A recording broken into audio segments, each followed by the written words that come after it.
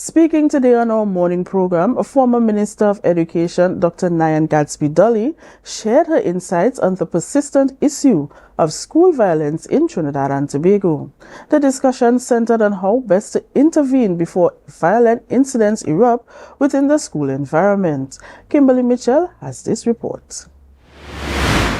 Former Education Minister Dr. Gadsby-Dolly said that school violence often stems from unaddressed emotional struggles, and a meaningful intervention must begin with supporting students before those issues escalate.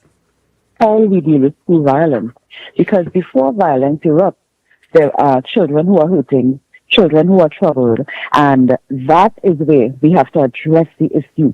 And that ties in directly with how we address the issue. She said that school violence has been recognized as a crisis since as far back as 1988, underscoring the long-standing nature of the problem. Well, I would go back to the fact that we have been describing our school violence problem since 1988 as a crisis. At that time, there was a prime minister who was, Minister of Education, who was Clive Panton. That is how long ago we've been having this issue. Responding to recent comments by Prime Minister Kamala Persad-Bissessar, who advocated for expulsion and legal action as response to school violence, Dr. Gadsby-Dolly had this to say. Expulsion has always been it's part of the Education Act, so that is nothing that is new to the system.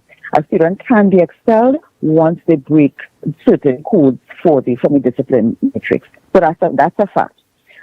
Reporting to the police, that's also routinely done. She recalled that in 2022, following students' return from COVID-19 lockdown, she instructed the Chief Education Officer to remind schools of the protocols for expulsion and requirement to report serious infractions to the police. During my tenure in 2022, because I started my tenure when our students were in the COVID lockdown.